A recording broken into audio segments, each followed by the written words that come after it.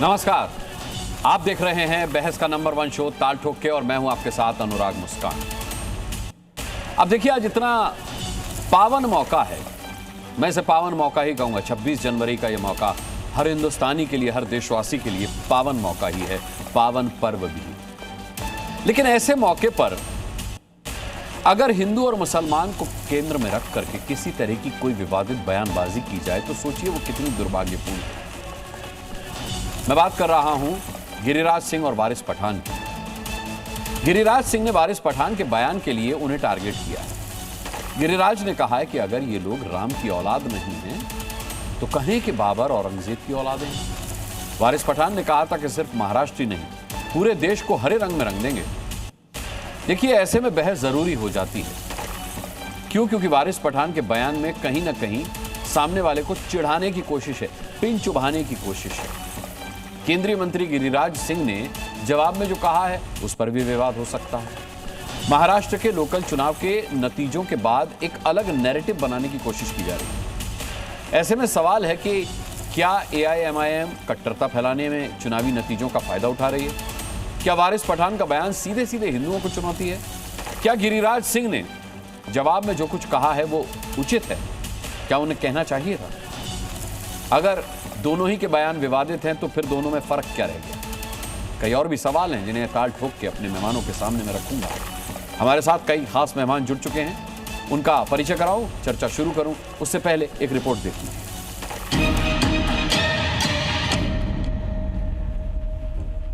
जो भी मुसलमान बता दे कि औरंगजेब का औलाद है, बाबर का औलाद है। हम तो चाहेंगे कि पूरे देश के अंदर हरा कलर हो। वारिस पठान, ये आपकी बाप की जागीर नहीं है जो आप हरा कर सकते हैं। औरंगजेब हो, अकबर हो, बाबर हो, वो भी हरा नहीं कर पाए।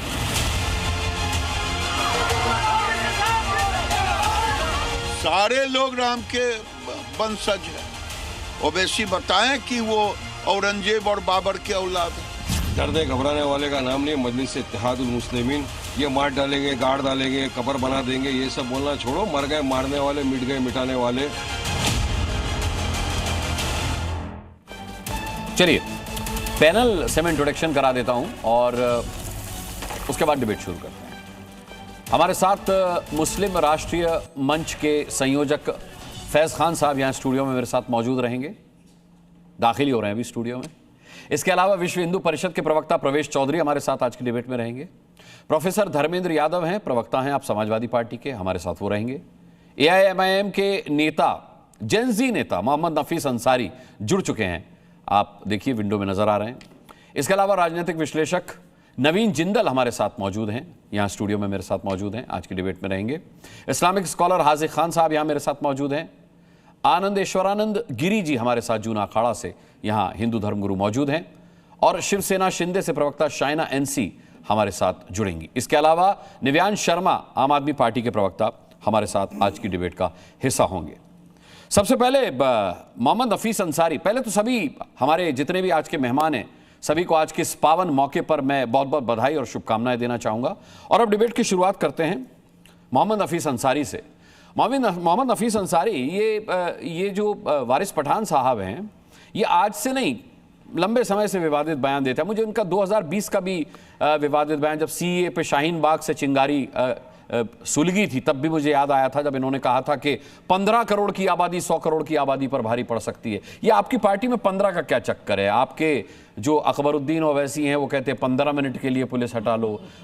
जो वारिस पठान है वो कहते हैं 15 करोड़ की आबादी 100 करोड़ पर भारी पड़ सकती है। और अब पूरे मुंब्रा को हरे रंग में रंगने का ऐलान किया जा रहा है। पार्टी में भी आपकी मुसलमान जुड़ा हुआ है, तो मतलब क्या खुलेआम एजेंडा चल रहा है क्या? अनुराग मुस्कान जी, बहुत बहुत शुक्रिया, आपने मुझे अपने डिबेट में बोलने का मौका दिया। देखिए, फर्स्ट ऑफ ऑल सबको शांति से समझना पड़ेगा कि शाहर शेख ने जो पूरे मुमरा को हरा करने वाला बयान दिया था वो ना किसी धर्म के खिलाफ था, ना किसी समाज के खिलाफ था। उन्होंने अपने पार्टी का विस्तार करने के बारे में कहा और पूरे मुमरा को उन्होंने हरा भरा करने की बात की। जब उन पर नोटिस आया उन्होंने क्लियर कर दिया, हम पूरे मुमरा में पेड़ पौधा लगाएंगे, हमारा मकसद कोई धर्म को ठेस पहुंचाने के लिए था। भारतीय जनता पार्टी और उनके जितने नेता है सब बौखला गए, पगला गए, क्योंकि एमआईएम इतनी सीट क्यों जीत गई?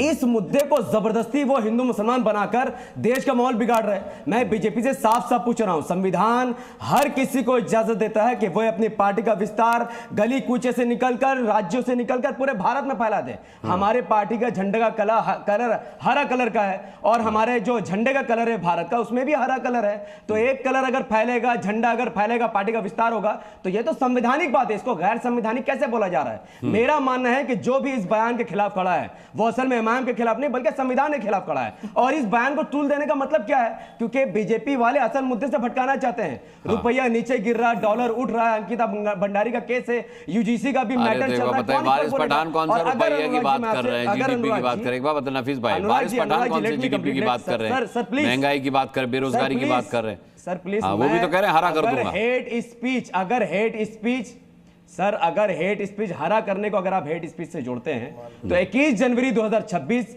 हिंदू सम्मेलन उत्तर प्रदेश के रायबरेली में खुले मन से भारतीयों को काटने की बात की गई है। अब तक वो खुलेआम बाहर घूम रहे हैं। आप डिबेट हरे कलर पर कर रहे हैं। अरे हरा कलर हमारा देश का कलर है, भारत ऊपर से हरा दिखता है, क्यों हरा से दिक्कत है? मेन उनको बचाना है और मुसलमानों को टारगेट करना है। बांग्लादेश में जो भी हिंदू समाज के साथ हो रहा है, हम हिंदू समाज के साथ खड़े हैं, वही साहब, लेकिन उनके आड़ में पूरे समाज को टारगेट करना। आपने कहा कि मुसलमान हरे पर डिबेट करके मुसलमानों को टारगेट करने की कोशिश की जा रही है। फैज भाई, आप तैयारी तो करके आए होंगे कि धो दूंगा, लेकिन अब यहां पर तो घुमा दिया नफीस अंसारी ने। कह रहे हरे का मतलब वो नहीं है, हरे का मतलब ग्रीनरी, हरे का मतलब पेड़ पौधे। बिस्मिल्लाहिर्रहमानिर्रहीम, रब्बि इश्रह ली सदरी व यस्सिर ली अमरी वहलुल उक़दतम मिन लिसानी यफ़क़हू क़ौली। बिरादरान हिंद, अस्सलाम वालेकुम रहमतुल्लाहि व बरकातहू। भारत माता की जय, वंदे मातरम। अनुराग मुस्कान भाई, आपके नाम की तरह आपके चेहरे पर और पूरे देश में मुस्कान बनी रहे। गणतंत्र दिवस की बहुत बहुत बधाई, शुभकामनाएं। और जो हमारे देश के गणतंत्र का इस्तेमाल करके, संविधान का इस्तेमाल करके, स्वतंत्रता का इस्तेमाल करके, अनुच्छेद 19 का इस्तेमाल करके हमारे ही देश को खत्म करने पर तुले हुए, ईश्वर उन्हें भी समाप्त कर दे। हम तो ऐसी दुआ भी करते। अब देखिए, हरा रंग समृद्धि का प्रतीक है, देश की प्रॉस्पेरिटी का प्रतीक है।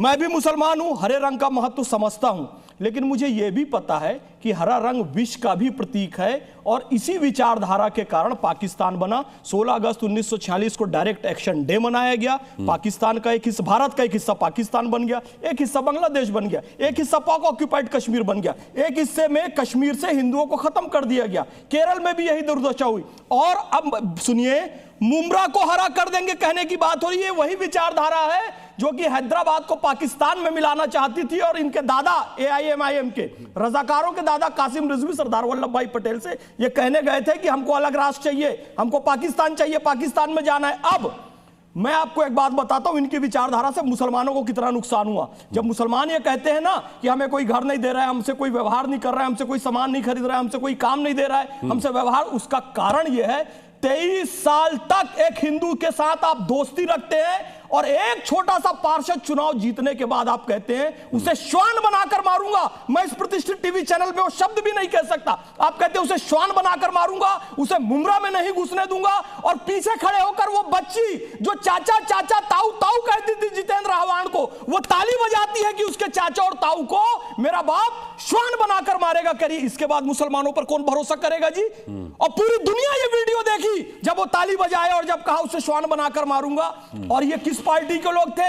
ये यही AIMIM के लोग हैं। और इन लोगों ने सिद्ध कर दिया ये रजाकारों वाली पार्टी है। कासिम रिजवी ने धमकी दी थी जाके सरदार वल्लभ भाई पटेल को कि हैदराबाद से हिंदुओं को खत्म कर देंगे, और मुमरा में वो लोग प्रयोग करके दिखा रहे हैं। क्यों? आबादी 80% मुसलमानों की है, तो बाकी 20% हिंदुओं को आप खत्म कर दोगे। आपने अपना मॉडल दिखा दिया कि हरा रंग, इनका हरा रंग हरियाली का नहीं, जहर का प्रतीक है। तिरंगे का हरा रंग हरियाली का, समृद्धि का, देश की अखंडता का प्रतीक है, देश के विकास का प्रतीक है। इसलिए मैं तमाम मुसलमानों से गुजारिश करता हूं कि MIM जैसी पार्टी को बिल्कुल भी नहीं सहयोग करें। और जोगेंद्र नाथ मंडल जी के वंशजों को, अपने दलित भाइयों से निवेदन करता हूं कि जैसे वो जिन्ना के बहकावे में आ गया था, आप ओवैसी के बहकावे में बिल्कुल नहीं आओ। जोगेंद्र नाथ मंडल को बर्बाद कर दिया गया, आपको भी बर्बाद कर देगा ओवैसी। ठीक है, थोड़ा बात के लिए रख लीजिए फैज भाई। काउंटर दीजिए नफीस भाई, काउंटर दीजिए, फिर मैं आगे बढ़ता हूं। छोटा रखिएगा बात। सर इन्होंने पाकिस्तान की बात की। मोहम्मद अली जिन्ना एक डरपोक नेता था, भारत में रहकर संघर्ष करने की जगह धर्म के आड़ में उसने पाकिस्तान बना लिया।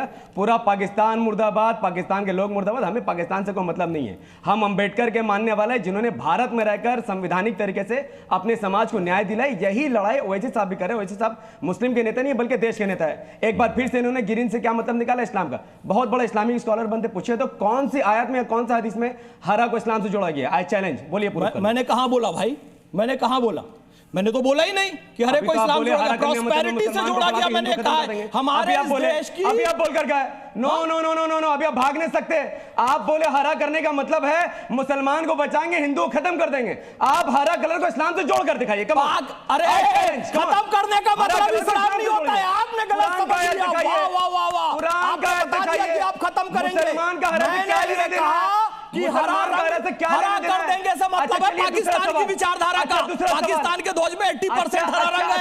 मैंने ये कहा, मैंने इस्लाम से जोड़ा ही नहीं। कैसा आदमी भैया, सैटेलाइट से भारत हरा दिखता है, सैटेलाइट से भारत हरा दिखता है। तो हम उस समृद्धि का, भारत की हरियाली का समर्थन करते हैं। अरे संविधान भी जानते हैं कि हरा रंग विश्व का प्रतीक है। मोहम्मद अली जिन्ना ने बोला था, सवाल का जवाब दीजिए, जिसको कासिम रिजवी ने आगे बढ़ाया, जिसको समुद्दीन ओवैसी और अकबरुद्दीन ओवैसी आगे बढ़ा रहे हैं। क्या नाम है? सुनिए सुनिए।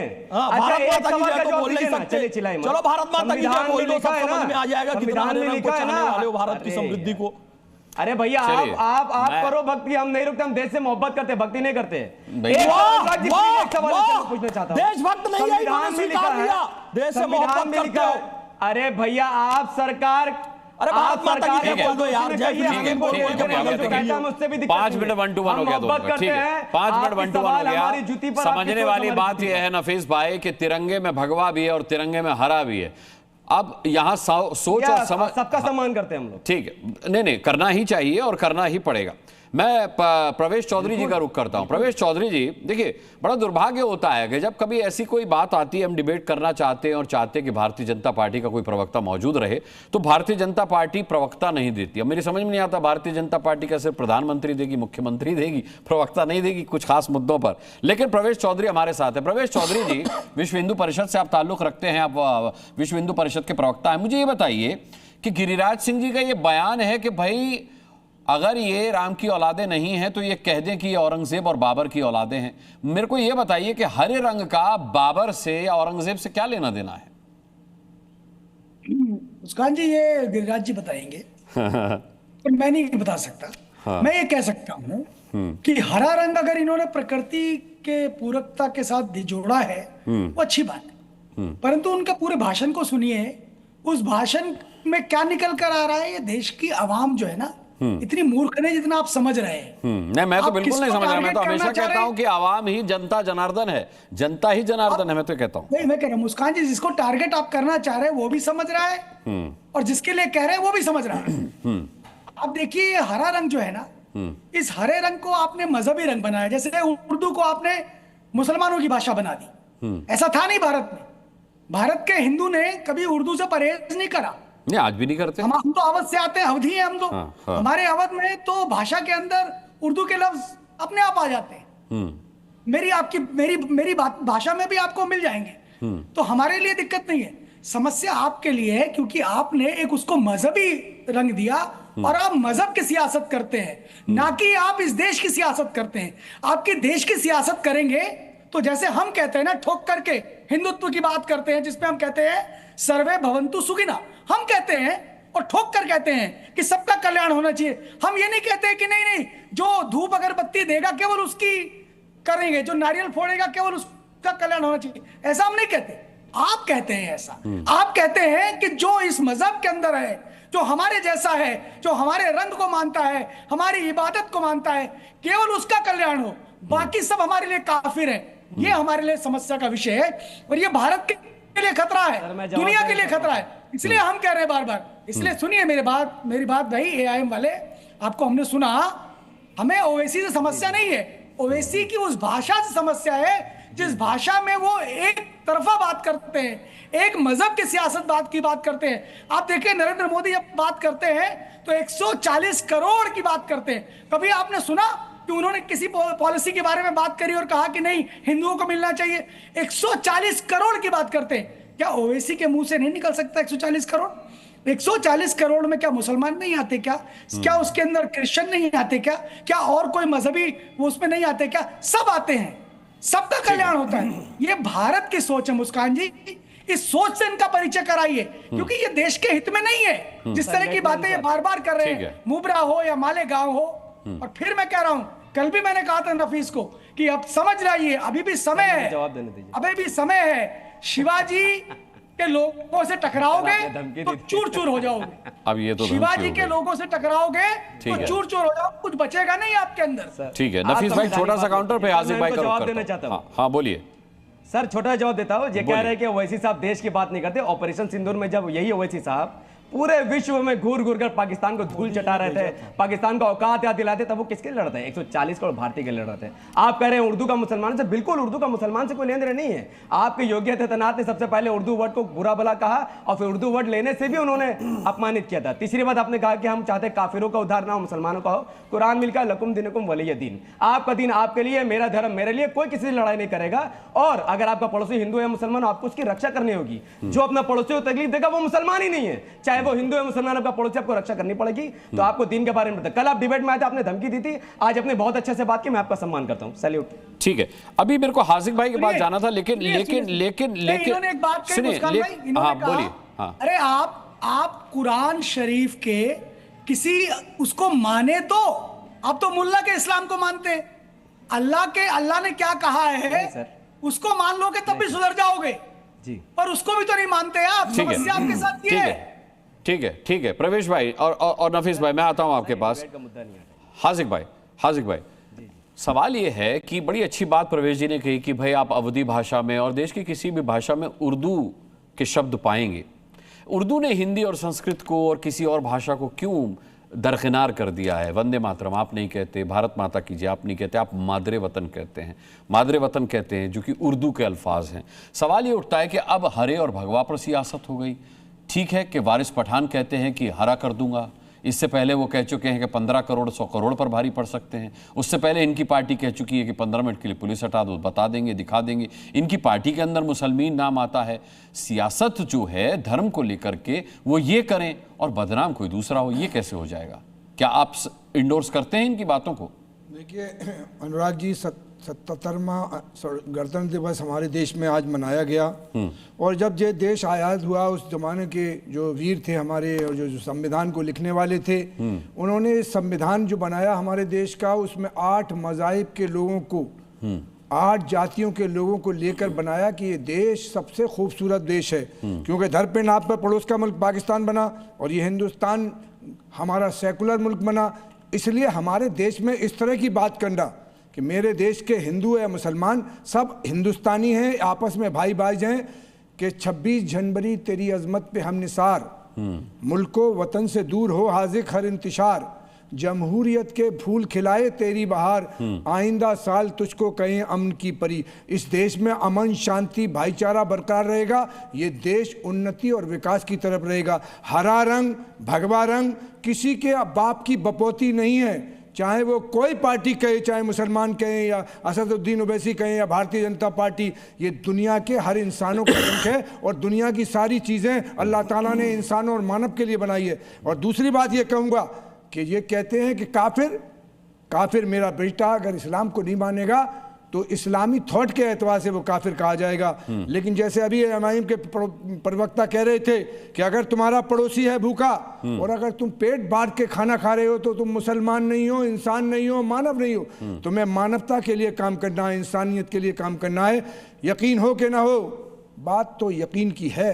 हमारे जिस्म की मिट्टी इसी ज़मीन की है और मेरे वतन के सारे लोग भाई भाई हैं। ये दूरियों की सियासत किसी कमीन की है। जो भी हिंदुस्तान के हिंदू और मुसलमानों को बांटे, जो देश की एकता और अखंडता को तोड़े, जो देश के अंदर उग्रवाद फैलाने की कोशिश करे, वो ना तो राष्ट्रभक्त है ना देशभक्त है, वो एक मानवता के खिलाफ इंसान है। आप एमआईएम क्यों नहीं ज्वाइन कर लेते सर? एमआईएम क्यों नहीं ज्वाइन कर लेते? वहाँ ऐसी सोच की जरूरत है। नफीस भाई ताली बजा रहे हैं, नफीस भाई बड़े अच्छे, हमें इंसानियत की बात करनी है। हम पार्टी ज्वाइन करें या नहीं करें अनुराग जी, लेकिन हमारा राष्ट्र देख रहे, दिल बटते हैं। आपको जानकारी है, किसी को है नहीं है।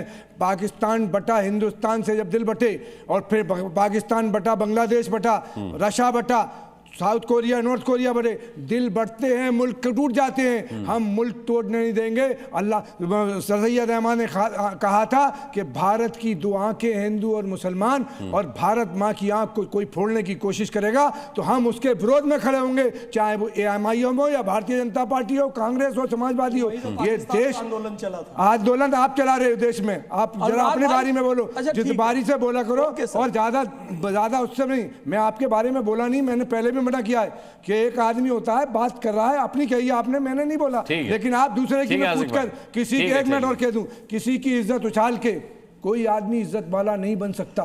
ये मेरे महबूब हुजूर पाक सल्लल्लाहु अलैहि वसल्लम कह रहे हैं, वो जलील होगा, और लोगों की इज्जत वाले जिसकी इज्जत उछाल रहा है वो कभी भी जलील नहीं होगा, वही जलील होगा जो जिसकी की इज्जत उछाले। ठीक है, 30 सेकंड बस 30 सेकंड सर, बस 30 सेकंड। अनुराग भाई आप बहुत भोले हैं, पता है, आपके चेहरे पे निश्चल मुस्कान है, ऐसी मीठी मीठी बातों में नहीं आई है। ये दिल्ली के नोएडा स्टूडियो में बैठकर मीठी मीठी बात कर रहे हैं। यही मुमरा चले जाए ना तो इन्हीं की विचारधारा के लोग 80% क्या हो जाएंगे ना, 80% क्या हो जाएंगे ना, मुमरा में कह रहे हैं बना के मारूंगा। जमीर पे बहुत मीठी मीठी बात कर रहे हैं यहाँ पर खड़े होके। हम कहेंगे मुमरा में यही लोग की भाषा बदल जाती है, यही भाषण मुमरा में दे दी जाके।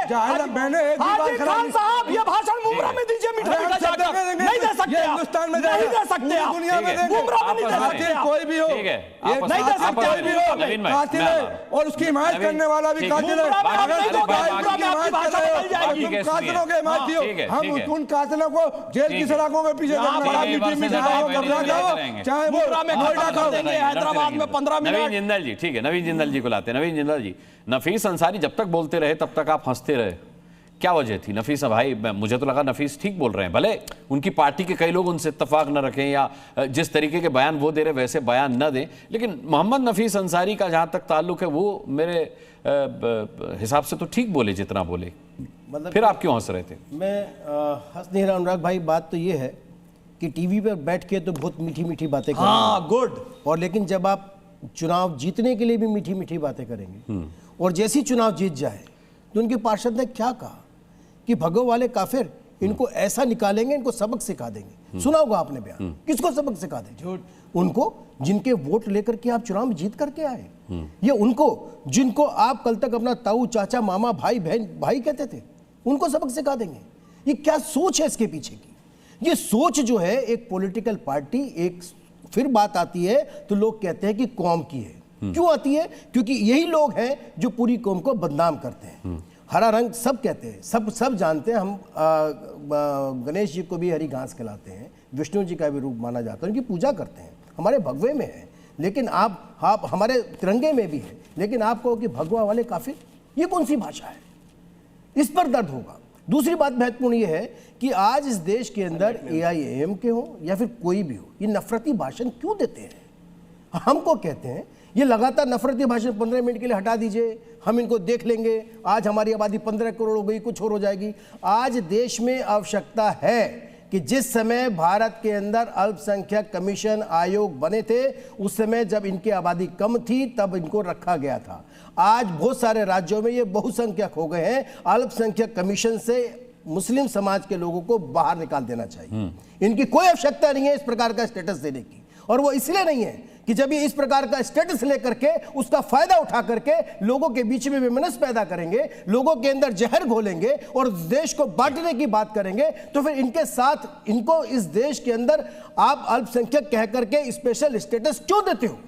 इस देश के अंदर अगर आज इस डिबेट के अंदर कांग्रेस के लोग होते तो मैं उनसे पूछता कि पिछले 70 सालों में उन्होंने ऐसे बीज क्यों बोए, इन जहरीले जो सपोले हैं इनको दूध पिला पिला करके जहरीला क्यों बनाया जो आज इस पूरे देश को डसते हैं। आज गिरिराज सिंह जी के बयान पर विवाद नहीं है अनुराग भाई, पूरी कौम के लिए मैं आपके अगर आप पूरी कौम के लिए ये बात कह रहे तो मैं इसको खारिज करता हूं। मेरी बात सुनिए ना, मैं क्यों कह रहा हूं, क्यों बात आती है जब कुछ लोग, जब कुछ लोग पाकिस्तान से चुप हो जाते हैं तब इस बात पर आती है। मुझे बताइए, मैं नफीस भाई आता हूं, रुक जाइए नफीस भाई, 10 सेकंड दीजिए, मैं उनसे पूछ लूंगा। 2 सेकंड मेरा ये कहना है कि जब ऐसी बातें लोग निकल गए इतना बड़ा बात, और लोग जब आपको याद हो 23 वर्ष पुराना मित्र औरंगाबाद में डॉक्टर ने एक केमिस्ट की हत्या कर दी थी, उदयपुर में गर्दन काट दी थी। कितने मुस्लिम समाज के AIM या दूसरे नेता आकर के उन्होंने उसका विरोध हमने नहीं किया ना, और यही कारण है नहीं आपने क्या होगा,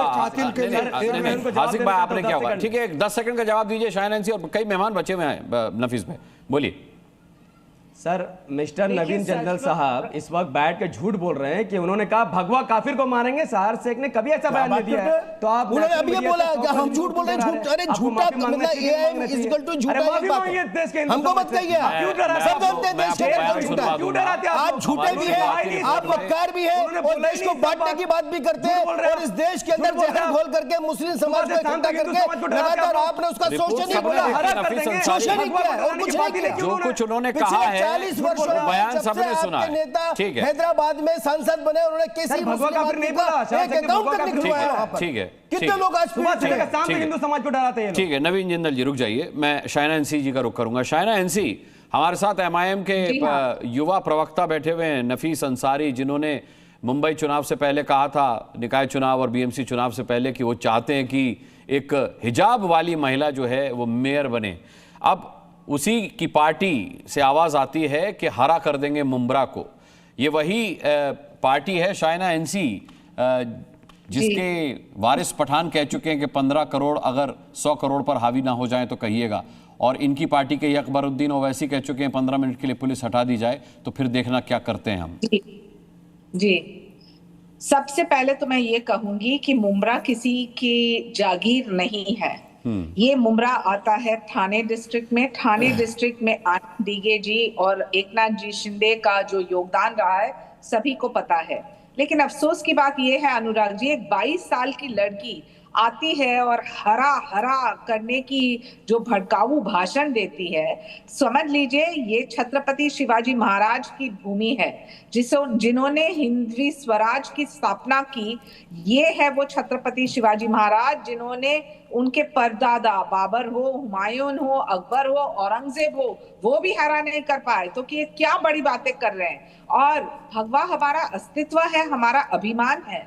मुझे नहीं लगता है कि किसी भी अपॉलॉजी की आवश्यकता है हमारे तरफ से, बल्कि MIM के ओवैसी आते हैं और प्रगति की बात करते हैं तो प्रगति में ये भी बोला सकता है ना कि पर्यावरण हमको बढ़ाना है, पर्यावरण के ऊपर ध्यान देना है, हरा ऐसे वातावरण बनाना है जहां तरक्की हो उन लोगों की। उनको आत्मनिर्भर करने के लिए कोई योजना नहीं, उनको शिक्षित करने के लिए कोई योजना नहीं, उनको सुरक्षा देने के लिए कोई योजना नहीं, सिर्फ भड़काऊ भाषण। तो मुझे लगता है कि लोग भी समझ गए हैं कि ये MIM पार्टी जो है नकारात्मक है, वोट बैंक और तुष्टीकरण की राजनीति करती है, और हम यहाँ खड़े हैं तो सही डेवलपमेंट के लिए और हिंदू हृदय सम्राट आदरणीय बाला साहब ठाकरे के विचारधारा को लेके। हिंदुत्व का मतलब क्या है? हिंदुत्व का मतलब है justice to all and appeasement to none, और इनका मतलब क्या है? सिर्फ कि जनता आएगी अभी और इनके पतंग को काट काट के खत्म कर देगी। ठीक है शाहीन अंसी, मैं लौटूंगा आपके पास। प्रोफेसर धर्मेंद्र यादव हमारे साथ है समाजवादी पार्टी से। नफीस भाई आऊंगा आपके पास। धर्मेंद्र यादव जी, PDA की राजनीति तो आप भी करते हैं, सवाल यह कि किसके बयान को भड़काऊ मानते हैं आप? जो MIM के नेताओं की तरफ से बयान आए वो भड़काऊ हैं, या जो गिरिराज सिंह ने कहा है वो भड़काऊ है? जरा मैं आपसे जानना चाहता हूं किसका बयान भड़काऊ है।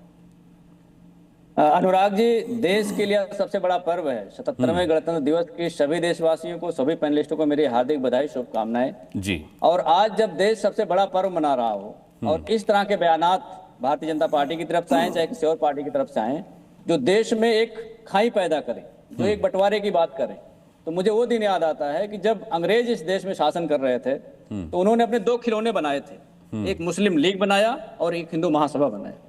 एक खिलौना तो खेलता हुआ पाकिस्तान बना लिया, लेकिन जो दूसरा खिलौना था आज भी इस देश के अंदर कम्युनल पॉलिटिक्स को लगातार बढ़ाने का प्रयास करता है। एक गिरिराज जी का पहला बयान थोड़ा ना है, जब वो सो के उठते हैं ब्रश करने के बाद पहला बयान हो हमेशा ऐसा देते हैं जिससे समाज बट जाए। भाई तो उनका बयान प्रतिक्रिया है, ये भी तो समझिए। गलत को जस्टिफाई करना और भी गलत होता है, गलत को जस्टिफाई करने के लिए गलत बयानबाजी करना उससे ज्यादा मूर्खता बड़ा बयान होता है। तो अखिलेश यादव कोई गलत कर रहा है, अखिलेश यादव अभी मुक्तेश्वरानंद के बारे में जो बयान दे रहे हैं वो प्रतिक्रिया नहीं दे रहे, तो क्या दे रहे हैं? वो क्या कर रहे हैं? मेरी बात आपके बीच में अखिलेश यादव क्या कर रहे हैं? आपका सवाल पहुंच गया, आपका सवाल पहुंच गया। क्या नमन दीजिए यहाँ चैनल बैठ के, मैंने आपको सुना ना, अखिलेश अरे सुना तो मतलब सही बोलो ना, आप पीछे का बयान समझ ले रहे हो, एआईएम के साथ में विरोध में। सुन लीजिए, अरे भाई सुनोगे तो पहले तो पता चलेगा ना, बोलते रहोगे तो कैसा पता चलेगा? सुनने की क्षमता रखो पहले, बोलने के लिए सही बोलना ना। मैं आपसे इतना पूछ रहा हूँ कि क्या आप जो है एआईएम के साथ में नवीन जी बोलने दीजिए। नवीन जी आज मुझे बताइए, प्रयागराज में जो संत और सनातन का अपमान हुआ है उसके बारे में एक शब्द आप बोल दीजिए जरा। अरे उस डिबेट में रहे वो, किसी संत का अपमान नहीं, मैं तो बोल ही रहा हूं, उस डिबेट में रहे। अरे नहीं, डिबेट में आइए, समय कम है। फिर मुझे आनंद जी का रुख करना पड़ेगा, ठीक है? जमीन पर पटकना, सुन लीजिए, सब जान रहे हैं किसने क्या किया है। आप अपने पेरोल में रखे, आप भटक गए। धर्मेंद्र जी डिबेट पे आइए, धर्मेंद्र जी एक मिनट, नवीन जी भटक जाए, डिबेट भटक जाएगी। ये कहने के भगवाधारियों को बाहर निकाल देंगे, उसके समर्थन में विरोध में है। नवीन जी, संत को जब निर्वस्त्र किया जा रहा है और आप एक शब्द नहीं बोल पा रहे हैं, आप भी सनातन के खिलाफ खड़े हुए हैं। अरे बात कहना चाहता हूं, सनातन के पक्ष में। अच्छा अब मुद्दे पे आइए नवीन जी, उन्हें मुद्दे पे आने दीजिए, मुद्दे पे आने दीजिए। अगर मैं सबको बोली तो सनातन के साथ नहीं थे, किसके हिंदुओं के साथ नहीं थे, आप हिंदुत्व के साथ नहीं थे, आप किसी के साथ नहीं थे। सब जानते हैं किसके साथ है, सबको मालूम है। अतीक अहमद आप ठीक है, एक गेस्ट बचे हैं, मैं उनका भी रिएक्शन ले लेता हूं। अपमान हुआ है उत्तर प्रदेश की पुलिस ने, जो सनातन पर आ गए, आप हरे से सनातन पर आ गए, आप भगवा से हरे पे आइए, भगवा से हरे पे आइए भाई। यहाँ डिबेट हरे पे हो रही है, हरे रंग वाली पॉलिटिक्स पर हो रही है। अनुराग भाई मैं 30 मिनट डिबेट में बैठा रहा, एक शब्द किसी के बीच में नहीं बोला। जी सही बात। नवीन जी को कम से कम शिष्टाचार सीखना चाहिए। आपका इतना बड़ा चैनल है, पूरा देश पूरा विश्व देखता है, उसके बावजूद भी जो इनको सिखाया गया वही बोलेंगे, जो इनको विश्वविद्यालय व्हाट्सएप विश्वविद्यालय ज्ञान लेके आएंगे वही बोलेंगे। अगर इनको डिबेट करनी है सनातन पे, उस पर कर ले। इनको डिबेट करनी है प्रयागराज पे, उस पर कर ले। अगर इनको डिबेट करनी है अंग्रेजों पर, उस पर कर ले। इनके पूर्वज, सुन लीजिए, आजादी की लड़ाई, वो जवाब दे रहे हैं नवीन जी वो जवाब दे रहे हैं। हो गया नवीन जी, हो गया। नवीन जी के पूर्वज जब देश गुलाम था। अरे नवीन जी पर डिबेट नहीं है, सुन लीजिए, ठीक है, उनके गुलामी ठीक है। नहीं अब आप आपस में करेंगे। आनंदेश्वरानंद जी, आनंदेश्वरानंद गिरी जी का रुख कर दो, ठीक है, कमिटेड रहेंगे, ठीक है। आनंदेश्वरानंद जी, आनंदेश्वरानंद जी वहां भाग गए। अच्छा, आज आपका डिबेट छोड़ के भागे बीजेपी वाले लोग, ठीक है, भगोड़े हैं इनके। ठीक है, मैंने तो खुद आपत्ति की भाई, बीजेपी से क्यों नहीं आया कोई प्रवक्ता। आनंदेश्वरानंद गिरी जी, आपका वक्तव्य इस पर कि क्या अगर आप सुनिए, अगर आप एमआईएम की पार्षद के इस भड़काऊ बयान को गलत मानते हैं तो क्या फिर आप गिरिराज सिंह के भी बयान को भड़काऊ मानते हैं? देखिए मैं आपको दो चीज़ें इसमें बहुत क्लियर कट वे में, और ओपिनियन नहीं है ये मेरी मानसिकता नहीं है। इन दोनों की यूएसपी क्या है, ये दाल रोटी किसकी खाते हैं और इनका धंधा किस पे टिका है, इनका प्रोजेक्ट क्या है और प्रोडक्ट क्या है, उसके ऊपर थोड़ा सा मैं बात करूंगा। इसको शांति से सुन लीजिएगा। इनकी दाल रोटी हरे, गरीब, दुबले, लाचार और बुद्धिहीन लोगों के ऊपर खड़ी है, जो इनके बात से कन्विंस हो जाए, इनके बातों में आ जाए और ये उनको धर्म का या हरे और भगवे का नॉलेज दे दे। 1950 में ये देश के हाथ में 3 पट्टियां थी, हिंदू, मुस्लिम, बेरोजगारी और स्वतंत्रता। आज भी इस देश के हाथ में 3 ही पट्टियां हैं, हिंदू, मुस्लिम, बेरोजगारी और आपका यूनिटी। आपको इस सारी सिनेरियो में कोई भी परिवर्तन नजर आ रहा है? इनके झंडे और पट्टियां एक ही है, केवल मुखड़े बदले हैं, केवल इनके तरीके बदले हैं और इनकी यूएसपी एक ही है। इनकी यूएसपी है लोगों को बांटो, इनोसेंट लोगों, क्योंकि ये देश जो है ना इमोशनल देश है। यहाँ हिंदू भी और यहाँ मुस्लिम भी इनोसेंट है। जैसे आपको मैं 1-2 बात बता देता हूँ। यहाँ मतलब 16 साल से लेके 26 साल तक और 36 साल तक आशिकी के गाने गाए जाते हैं और आशिकी पे मर्डर भी होते हैं, शोषण भी होते हैं और सुसाइड भी होते हैं। तो ये देश में इमोशनल फंडामेंटल करके यूटिलाइजेशन किया जा रहा है। चाहे एमआईएम की यूएसपी आपको पता है कि मुस्लिम की वीकनेस है, माइनॉरिटी को एकत्रित करने का एजेंडा है। अब मसीहा कौन बनेगा? वो इनका मसीहा बन जाते हैं। अब मसीहा बनने के लिए आपको गरीबी को उठाना पड़ेगा। आनंद जी, मैं समझ गया, आप दोनों ही के बयान को आपत्तिजनक मान रहे हैं, लेकिन आप इनकी लेकिन बड़ा अच्छा संदेश है मेरे पास आज इस डिबेट को वाइंड अप करने के लिए। मेरे एक मित्र हैं मंसूर भाई, उनका एक कार्टून है, जो भगवा की सियासत करते हैं उन्हें ये कार्टून देखना चाहिए, जो हरे की सियासत करते हैं उन्हें ये कार्टून देखना चाहिए कि ये देश और इसका तिरंगा भगवा और हरे से मिलकर ही बना है। अब यहाँ हम जिस मुद्दे पर डिबेट कर रहे थे उसको सबसे ज्यादा बेहतर तरीके से ये कार्टून परिभाषित करता है। आप इस कार्टून को देखिए। मैं सभी पैनलिस्ट का आज की डिबेट में शामिल होने के लिए बहुत बहुत धन्यवाद करना चाहूंगा। सभी देशवासियों को गणतंत्र दिवस की बहुत बहुत शुभकामनाओं के साथ मैं आज की डिबेट के लिए देखने के लिए धन्यवाद करना चाहूंगा।